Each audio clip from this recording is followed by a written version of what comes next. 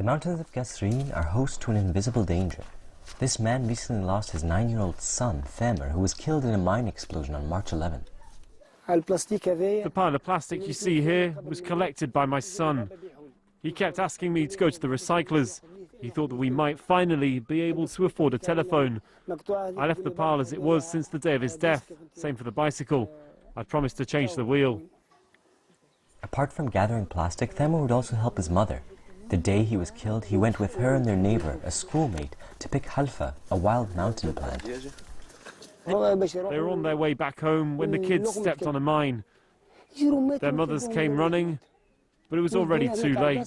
My son died instantly, the other child half an hour later. They carried the mangled bodies of their children on their backs and brought them back home. Since 2012, this mountain range spanning Algeria and Tunisia has become the scene of conflict between security forces and various insurgents. They take advantage of the rugged terrain to hide, and they set up mines to make the terrain more difficult for the military. But the victims of these mines are all too often locals, those who have no other choice but to venture in the mountains for their subsistence, like this father of 5 trying to feed his family. We don't have the money to buy hay, so instead our sheep eat this local plant called halfa. Before, women would take the herd to graze in the mountains, but now they don't want to go there anymore. A few kilometers away, we meet Mukhtar, who lives at the foot of Mount Marila, near Sidi Bouzid. He narrowly escaped death after stepping on a mine. A mine exploded just under my leg. I was launched into the air. I had wounds here, here and here. He had gone to pick rosemary. These landmines are never set up in a precise and defined area. We don't know how to avoid them. They're always scattered randomly. Today he and his wife are hoping for state assistance since they no longer dare to venture into the mountains. I'm really scared now. If they give us some financial compensation, I think I'll leave. I don't want to live here anymore. Officials don't communicate numbers of how many have been killed or wounded by mine explosions, but in this year alone, 3 civilians and 4 security forces have died.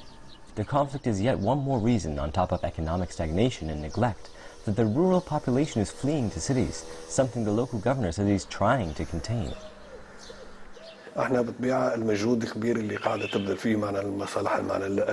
Our security forces are working hard to combat terrorist groups in the region, whether in Kasserine or elsewhere. This is buying us time to try and find solutions for our local people to be able to stay in their properties. The state is also working to support locals socially and economically. For some families, the conflict turned their lives upside down, even inside their homes.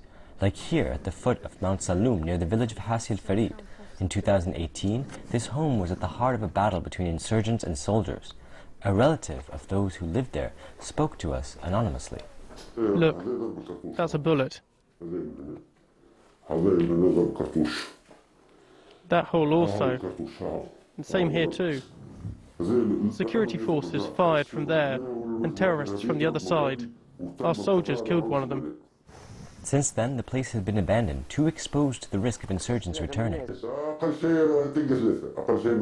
When they came down, there would always be at least 3 of them, but sometimes up to a dozen. They would come and ask for food and water. That's why the family had to alert the authorities. But now this property is impossible to sell. It's infamous.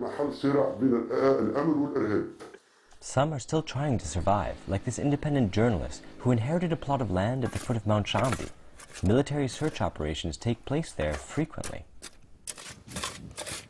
الجر نتاع فوزدق مش معناها الوحيده هذه فما برشا اخرين هذا غارسين زيتون لهنا كيف غارسين لوز. For him, the region can't be left to armed groups. We Tunisians are willing to repopulate these regions, and the state would encourage farmers to stay on their land, either by providing them with a place to live or by supplying water for irrigation.